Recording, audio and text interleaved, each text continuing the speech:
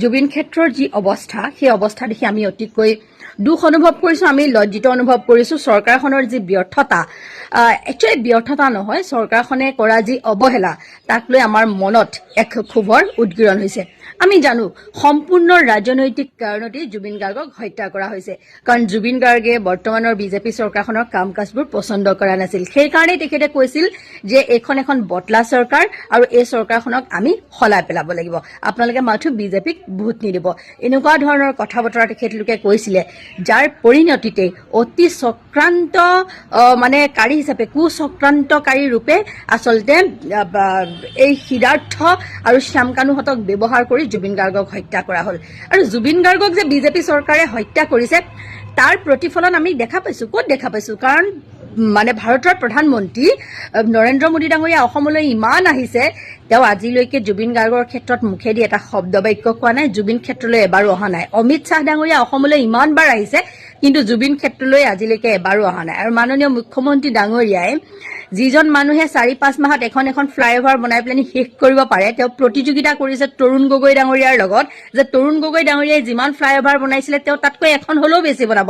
কিন্তু সকলোৰে হৃদয়ৰ মণি জুবিন গাৰ্গ ডাঙৰীয়াৰ আজি এই ক্ষেত্ৰখন বনোৱালৈ তেওঁলোকে যি অৱহেলা কৰিছে, সেয়া কি অসমৰ ৰাইজে দেখি থকা নাই? নিশ্চয় অসমৰ ৰাইজে দেখিছে। জুবিন গাৰ্গেনো কাৰ কাৰণে মাত মাতিছিলে? জুবিন গাৰ্গে নিজৰ কাৰণে মাত মাতা নাছিলে নহয়, জুবিন গাৰ্গে অসমৰ ৰাইজৰ বাবেহে মাত মাতিছিলে, অসম ৰাজ্যখনৰ বাবেহে মাত মাতিছিলে। গতিকে সেই জুবিন গাৰ্গক আজি যি অৱহেলা কৰিছে, তাৰ অসমীয়াৰ বাবে যিয়ে মাত মাতিব তাক বিজেপি চৰকাৰে কেতিয়াও ক্ষমা নকৰে। আমি 100% নিশ্চিত জুবিন গাৰ্গক, জুবিন ক্ষেত্ৰক কৰা অৱহেলাৰ পৰা, যে বিজেপি চৰকাৰখনেই অতি পৰিকল্পিত ৰূপত জুবিন গাৰ্গক হত্যা কৰিছে। ন্যায়ৰ প্ৰসংগতটো অতি লেহেমীয়া কৰিছে, সেয়া আৰু আমাৰ বুজিবলৈ বাকী নাই, কাৰণ ইজনে সিজনে যেতিয়া জামিনৰ বাবে আবেদন কৰিছে, সেয়া আকৌ তেওঁলোকে নিজে নিজে নাকচ কৰিছে। তাৰ এইবাৰ যদি হিমন্ত বিশ্ব শৰ্মা তথা বিজেপি চৰকাৰ জিকিবলৈ হয়, আপোনালোকে চাব জুবিন গাৰ্গে কেনেকুৱা ধৰণৰ ন্যায় পায়। পিছদিনাখনিয়ে খুৱাই সিদ্ধাৰ্থ শৰ্মা, শ্যামকানু মহন্ত সকলো যদি জেলৰ পৰা ওলাই নাহে, আপোনালোকে আমাৰ নামত আপোনালোকে যি পুহি থাকিব, আপোনালোকে চাই থাকিব। কাৰণ এওঁলোকে গোটেই বিজেপিৰ লোকসকলেই অতি পৰিকল্পিতভাৱে, চাওকচোন আজি সিদ্ধাৰ্থ শৰ্মা বিজেপিৰ আপোনাৰ সাংস্কৃতিক বিভাগৰ তেওঁ সহ সমন্বয়ক নে সহ তত্ত্বাৱধায়ক আছিলে। আজি শ্যামকানু মহন্ত, হিমন্ত বিশ্ব শৰ্মাৰ সোঁহাত বাওঁহাত বুলি ক'লেও আমি ভুল নুবুজো। বাকী সকলো আগৰ মেনেজাৰৰ পৰা ধৰি সকলো জুবিন গাৰ্গৰ লগতেই থাকিলে, কিন্তু জুবিন গাৰ্গক আচলতে তেওঁলোকে অতি পৰিকল্পিতভাৱে কাৰোবাৰ কাৰ নিৰ্দেশত আপোনালোকে গম পাইছে। কিন্তু এতিয়া আমি এটাই আহ্বান জনাম যে চৰকাৰে জুবিন ক্ষেত্ৰখন নকৰিলেও নাই, আমি ৰাইজে সকলোৱে মিলি জুবিন ক্ষেত্ৰখন উজ্বলাই তুলিব পৰা ক্ষমতা অসমৰ ৰাইজৰ আছে। কাৰণ জুবিন গাৰ্গে অসমৰ ৰাইজক সঁচা বাট দেখাইছিল, সঁচা কথা কৈছিল, তেওঁ উচ্চ নিচ সকলোকে ভেদাভেদ পৰিহাৰ কৰি সকলোকে এক হোৱাৰ কথা কৈছিল। আৰু তেওঁ জাতি বৰ্ণ নিৰ্বিশেষে এখন সুন্দৰ অসম গঢ়াৰ পক্ষপাতিত্বত আছিল। আৰু সেই কথা বিজেপিয়ে কেতিয়াও আচলতে মানি নলয়। তেওঁলোকৰ লক্ষ্য উদ্দেশ্য সেয়া নহয়। বিজেপিৰ লক্ষ্য উদ্দেশ্য হৈছে ফুট ডালো আৰু ৰাজ কৰো। সেয়েহে আপোনালোকক অনুৰোধ কৰিছো, জুবিন গাৰ্গক কৰা এই অন্যায়ৰ আপোনালোকে উত্তৰ সকলোৱে দিয়ক আৰু দিবলৈ অন্ততঃ চেষ্টা কৰক। আৰু মাননীয় মুখ্যমন্ত্ৰী ডাঙৰীয়াই যি অৱহেলা কৰিছে, সেই অৱহেলা কেৱল তেওঁৰ দ্বাৰা নহয়, আচলতে তেওঁলোকৰ গোটেই বিজেপি দলটোৰ এক পৰিকল্পনা। আৰু সেই পৰিকল্পনা আমি কেতিয়াও আচলতে সফল হ'বলৈ নিদিওঁ।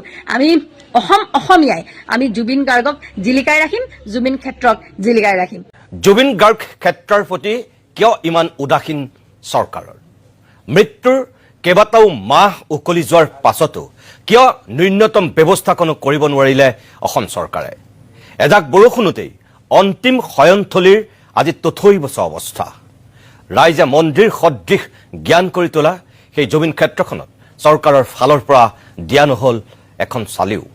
প্ৰশ্ন হয়, মাত্ৰ 9 মাহতেই শ কোটি টকীয়া উৰণ সেতু নিৰ্মাণ সম্পূৰ্ণ কৰা চৰকাৰৰ দিনত কিয় বিগত 6 মাহে জুবিন ক্ষেত্ৰক লৈ ইমান উদাসীন ৰাজ্য চৰকাৰ?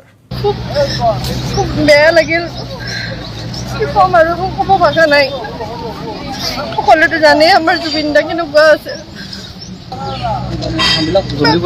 কামবিলাক সোনকালে কৰিলে ভাল। এখন অভাৰব্ৰিজ বনাওঁতে যেতিয়া 6-7 মাহত কমপ্লিট কৰিব পাৰে, গতিকে জুবিন ক্ষেত্ৰতো কিয় ইমান হেমাহি কৰি আছে চৰকাৰে? আমি বিচাৰোঁ যে জুবিন ক্ষেত্ৰতো যাতে ভাল হয়, সেইটোৱে বিচাৰোঁ। 6 মাহৰ ভিতৰততো বহুত ডাঙৰ ডাঙৰ ব্ৰিজ বা বিল্ডিং এনেকুৱা বনাই আছে, কিন্তু আমাৰ জুবিনদাৰ ক্ষেত্ৰত যিটো সমাধি, ইয়াৰ কোনো এটা কাম আগবঢ়া নাই। ইয়া চৰকাৰৰ হেমাহি, ইয়া মুখ্যমন্ত্ৰীৰ আন্তৰিকতাহীনতা, ইয়া দিছপুৰীয়াৰ চৰম বঞ্চনা। গুজৰি উঠিছে জনতা। আচলতে যিমানখিনি হ'ব লাগিছিলে কাম সিমানখিনি আগবঢ়া নাই। আচলতে আপোনাৰ আগতে যিমানখিনি গতিত কামবোৰ চলি যেন লাগিছিলে, এতিয়া সিমানখিনি গতিত কামবোৰ চলা নাই। তাকে দেখি অলপ বেয়াও লাগিছে। সেয়ে মৰমতে মানে উপহাৰবিলাকো বৰ্তমান নষ্ট হৈ গৈছে। তাকে দেখিছোঁ। এতিয়া মানে যেনেকৈ সংৰক্ষণ কৰিব লাগিছিলে সেনেকৈ সংৰক্ষণ কৰা হোৱা নাই। কাৰণ বাকী কামবোৰ কৰি আছে ন, বাকী কামটো ৰখি থকা নাই, বাকী কামবোৰ হৈ আছে, জুবিন গাৰ্গক গুৰুত্ব দিয়া হোৱা নাই। মানে হেমাহি কৰাৰ বাবে বেয়া লাগিছে, গতিকে ন্যায়টো সোনকালে প্ৰদান কৰিব লাগে, সেইটোৱে বিচাৰিছোঁ। জনতাই সকলো দেখিছে, জনতাই সকলো বুজিছে। সেই জনতা জনাৰ্দনৰ গুৰুতৰ অভিযোগ, জুবিন হত্যাত আওপকীয়াকৈ জড়িত চৰকাৰী মানুহ। সম্পূৰ্ণ হেমাহি দিছে। চৰকাৰী পক্ষৰ বহুত মানুহে জুবিনৰ হত্যাৰ ক্ষেত্ৰত আওপকীয়াকৈ হ'লেও জড়িত, এইটো বহুত মানুহে চিন্তা কৰে, আৰু সেইবিলাক কথা বতৰা আমি দেখি শুনি যিটো বুজিছোঁ। এওঁলোক জুবিন ক্ষেত্ৰত কৰ্মৰত মহিলা। আন বাদ দিয়ক, সদায় জুবিন ক্ষেত্ৰলৈ অহা এই মহিলাসকলৰ মুখেৰে শুনক জুবিন ক্ষেত্ৰক লৈ ৰজাঘৰীয়াৰ উদাসীনতাৰ কথা। বন্তিবিলাক নুমাই গৈছে, পানী সোমাইছে। এই আমাৰ দাদাৰ যিখিনি সামগ্ৰী আছে সেই তাতে বৰষুণ সোমাইছে। আকৌ আমি যিখিনি পাৰো কৰিছো আৰু। এই উপহাৰবিলাকো পানী পৰিছে চাগে? পানী পৰিছে। আজি টিপালটো প্ৰথমতে লগা টিপালটোৱে আছে। সেইটোৱে 6 মাহ হৈ গ'ল। কি কৰিম এতিয়া? আমি উপায় নাই, এতিয়া কাক জনাব? চৰকাৰে যদি নাচায় আমি কি কৰিম কওকচোন? এই বিষয়ে চাব লাগিছিলে, আহিব লাগিছিল, চাইহেনে গ'লে ভাল আছিল। কেনেকুৱা হৈছে? 6 মাহ হ'ল, 6 মাহ হ'ল, এতিয়া এদিনো অহা নাই। আহিলে ভাল লাগিলে, দেখাই নাপাওঁ। এফালে এজাক বৰষুণত জুবিন ক্ষেত্ৰৰ দুৰৱস্থা, আনফালে লেহেমীয়া ন্যায় প্ৰক্ৰিয়া। মানুহবোৰ বৰ হতাশ হৈছে।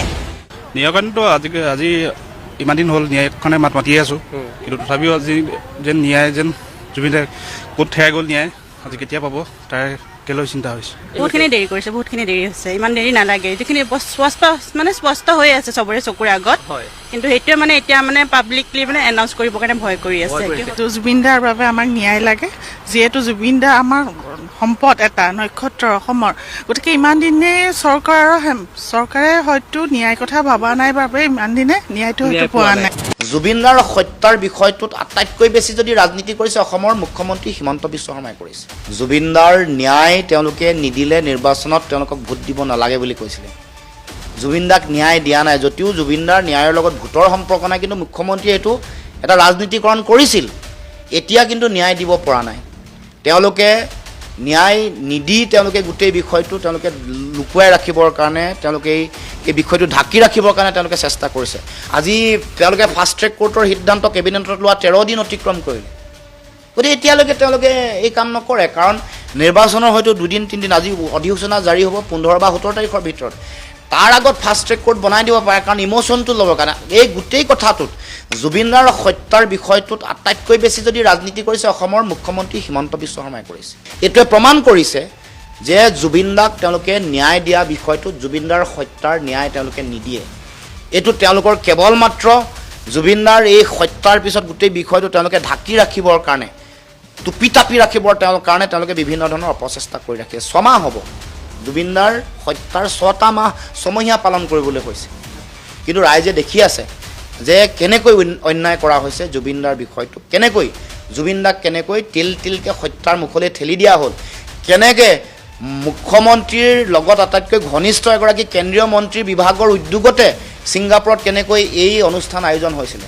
গতিকে তেওঁলোকে পাকে প্ৰকাৰে জুবিনদাৰ, আমি যে এই যে এটা সত্তা আমি আমাৰ মাজৰ পৰা হেৰাই পালোঁ, আমাৰ জাতীয় মহানায়ক বুলি যাক কৈছোঁ, সেইগৰাকী আমাৰ মাজৰ পৰা আঁতৰি যাব লগা হোৱাৰ কথাত যে তেওঁলোকো জগৰীয়া, এই কথাবোৰ লুকুৱাই ৰাখিব বিচাৰিছে। কিন্তু ৰাইজে সেইকাৰণে নিৰ্বাচনৰ আগত যিটো আশীৰ্বাদ যাত্ৰা কৰিছে তাত বিষয়বোৰ পুনৰুত্থাপন হৈছে, আৰু নিৰ্বাচনৰ দিন যিমান বাঢ়িব প্ৰতিখন নিৰ্বাচনৰ সভাত এই বিষয়বোৰ উত্থাপন হ'ব, আৰু মানুহে ন্যায় বিচাৰিব। জুবিনদাৰ ন্যায় নোপোৱালৈকে জনগণ ক্ষান্ত নাথাকে। আৰু জন আশীৰ্বাদ যাত্ৰাত ৰাইজে বিষয়টো উত্থাপন কৰিছে, যুক্তিসন্মতভাৱে কৰিছে। মানুহে দেখা পাইছে যে ৰৈ ৰৈ বিনালে চাবলৈ মুখ্যমন্ত্ৰীৰ সময় নাই, মুখ্যমন্ত্ৰীৰ পত্নীৰ সময় নাই। আমাৰ প্ৰাণৰ শিল্পী হিয়াৰ আমঠু জুবিন গাৰ্গ ডাঙৰীয়াৰ জুবিন ক্ষেত্ৰ এজাক বৰষুণতে কেনেধৰণৰ পৰিৱেশ হৈছে, সঁচাকৈ বহুত দুখ লগা দৃশ্য হয়। আমি সংবাদ মাধ্যমত দেখিবলৈ পাইছিলো। মুখ্যমন্ত্ৰী ডাঙৰীয়া, এই ক্ষেত্ৰত আপোনাৰ ভূমিকা কি? কাৰণ আপুনি সংবাদ মাধ্যমৰ আগত ডিঙিৰ শিৰ ফুলাই কৈছিল যে আপুনি জুবিন গাৰ্গ ডাঙৰীয়াৰ বিগ ফেন। সমান্তৰালকৈ আপোনাৰ দলটোৱে, বিজেপি দলটোৱে ময়ো জুবিন আমিও জুবিন বুলি সমদল উলিয়াইছিলে জুবিন গাৰ্গ ডাঙৰীয়াৰ ন্যায়ৰ বাবে। এইখন চৰকাৰ তথা বিজেপিৰ দলটোৰ জুবিন গাৰ্গ ডাঙৰীয়াৰ বাবে কোনো ধৰণৰ কৰণীয় নাই নেকি? আজি জুবিন ক্ষেত্ৰ এনেধৰণৰ পৰিৱেশৰ কেনে সৃষ্টি হবলৈ পালে? ইয়াৰ আঁৰত কিবা ৰহস্য আছে নেকি? ইমান উদাৰ মনোভাৱ কিয় জুবিন ক্ষেত্ৰৰ প্ৰতি? যিটো সময়ত প্ৰধানমন্ত্ৰী ডাঙৰীয়া বা গৃহমন্ত্ৰী ডাঙৰীয়া যেতিয়া অসমলৈ আহে, তেতিয়া একে ৰাতিৰ ভিতৰতে গুৱাহাটী এটা নতুন ৰূপ দিয়া হয়। ৰাস্তাৰ পৰা আদি কৰি সকলো ক্ষেত্ৰতে লাইটৰ পৰা আদি কৰি গুৱাহাটীখনক ন কইনাৰ ৰূপত সজাই তোলা হয়। যদি একে ৰাতিৰ ভিতৰতে গুৱাহাটীখনক ন ৰূপ দিব পাৰে, তেনেহলে জুবিন ক্ষেত্ৰত এইখন চৰকাৰৰ কিয় দুৰ্বল মনোভাৱ, কিয় উদাৰ মনোভাৱ, কিয় জুবিন ক্ষেত্ৰ আজিলৈকে সম্পূৰ্ণ হৈ উঠিব পৰা নাই? ইয়াৰ আঁৰত ৰহস্য কি আছে আমি অসমৰ ৰাইজে জানিব বিচাৰিছো। কালি প্ৰধানমন্ত্ৰী ডাঙৰীয়া অসম ভ্ৰমণ কৰিলে, তেওঁ গুৱাহাটীলৈ আহিছিলে, তাৰ পিছত আজি গৃহমন্ত্ৰী ডাঙৰীয়া আহিব। এবাৰ হলেও আপোনালোকৰ চৰকাৰে প্ৰধানমন্ত্ৰী ডাঙৰীয়া বা আজি গৃহমন্ত্ৰী ডাঙৰীয়া যে আহিব জুবিন ক্ষেত্ৰলৈ নিবলৈ সাহস হবনে, পাৰিবনে তালৈ লৈ যাবলৈ তেওঁলোকক? সেইখিনি বাৰু বাদে দিছো, কিন্তু জুবিন ক্ষেত্ৰত এজাক বৰষুণতে আজি যি পৰিস্থিতি হৈছে সঁচাকৈ বহুত দুখ লগা কথা। যিটো সময়ত আপোনালোকৰ চৰকাৰে ৰিলৰ প্ৰতিযোগিতা ঘোষণা কৰে, ৰিলৰ প্ৰতিযোগিতা আপোনালোকে এনেধৰণৰ কাৰ্যসূচী হাতত লয়, ৰচনা প্ৰতিযোগিতা, ৰিলৰ প্ৰতিযোগিতা কাৰ্যসূচী হাতত লয়। এতিয়া কথা হৈছে যে আপোনালোকে ৰিল বনাবলৈ মানুহক অনুৰোধ জনায়, পুৰস্কাৰো আপোনালোকে বিতৰণৰ সুবিধা কৰিছে, আৰু ৰিলৰ বিষয়সমূহ হৈছে উন্নয়ন। এতিয়া কেনেকুৱা ধৰণৰ আপোনালোকে উন্নয়ন কৰিছে? আজি সকলো কথা বাদেই দিছো, আমাৰ প্ৰাণৰ শিল্পী হিয়াৰ আমঠু জুবিন গাৰ্গ ডাঙৰীয়াৰ জুবিন ক্ষেত্ৰৰে আজিলৈকে হৈ উঠা নাই। এই ক্ষেত্ৰতে যি দেখিছো ৰাইজে এতিয়া ৰিল বনাবলৈ আৰম্ভ কৰিব, কাৰণ জুবিন গাৰ্গ ডাঙৰীয়া আমাৰ অসমৰ সম্পদ হয়। আপোনালোকে কি উন্নয়ন কৰিছে? কিহৰ ভিত্তিৰে ৰাইজে ৰিল বনাব? যদি সৎ সাহস আছে আজি গৃহমন্ত্ৰী ডাঙৰীয়া আহিব, এবাৰ লৈ যাওক জুবিন ক্ষেত্ৰলৈ। আৰু পাৰে যদি আপোনালোকলৈ অনুৰোধ থাকিলে জুবিন ক্ষেত্ৰ সোনকালে যিখিনি কাম আছে সেইবিলাক কাম আপোনালোকে সমাধান কৰক। এইদৰে আমি জুবিন গাৰ্গ ডাঙৰীয়াক, আমাৰ হিয়াৰ আমঠু বৰষুণত তিতি থাকিবলৈ দিব নোৱাৰো। আপোনালোকৰ সদিচ্ছাৰ অভাৱ, সেইকাৰণে আজি এনেধৰণৰ পৰিস্থিতি হৈছে।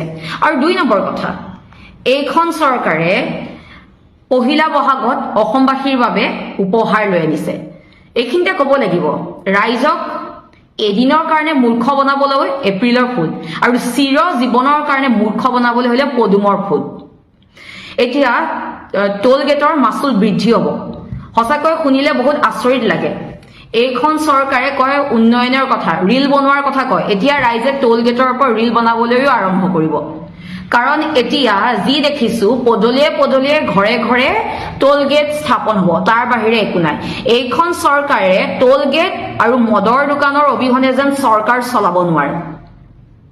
এইখন চৰকাৰ তথা মুখ্যমন্ত্ৰী ডাঙৰীয়াই কয় যে চিনাকি অচিনাকি মানুহৰ কথা তেওঁ ডেফিনেশ্যন দিয়ে।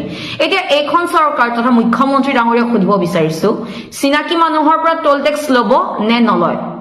যদি চিনাকি মানুহৰ পৰাও টোল টেক্স লয় আৰু অচিনাকি মানুহৰ পৰা যদি টোল টেক্স ল'ব, তেনেহলে হিন্দু খাতৰামে বুলি কৈ লাভ নাই। যদি সৎ সাহস আছে আজি চিনাকি মানুহৰ পৰা টোল টেক্স লোৱাটো বন্ধ কৰক। ইমান টোল গেট কিয়? ইমানে যদি উন্নয়ন হৈছে, এতিয়া মদৰ দোকান, তাৰপিছত টোল গেট, আঁচনি, মচুৰ দাইল, চাহপাত, চেনি, মিঠাতেল, এইবিলাকে আপোনালোকে নিৰ্বাচনী বৈতৰণি পাৰ হ'ব বুলি ভাবিছে নেকি?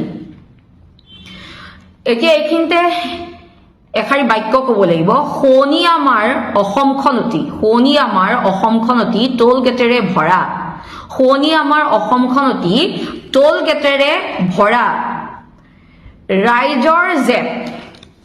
ৰাইজৰ জেপ উদং কৰিছে বিজেপি চৰকাৰ অহাৰে পৰা।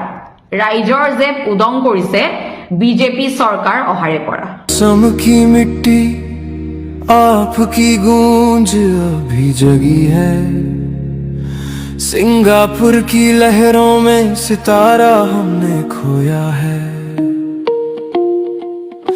कुत्तों ने खा गए आपकी मेहनत का ताज किला हरामी लोगों ने छीन ली हमसे आपकी आवाज हर वीडियो और तस्वीर में आपकी लाचारी है अब सच को दबाना किसी के बस की बात नहीं है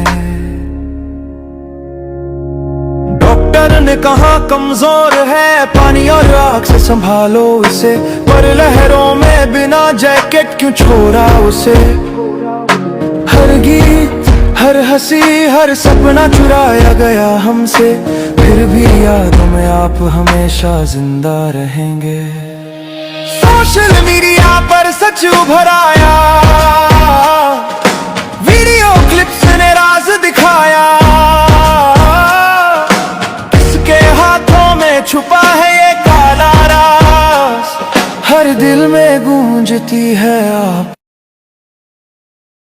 आपकी पुकार असम से सिंगापुर तक आपकी कहानी सुनाएंगे हम कुत्ते केला हरामी अब क्यों फरार है सब उन कुत्तों को जनता के हवाले कर दो जनता करेगी उनका इंसाफ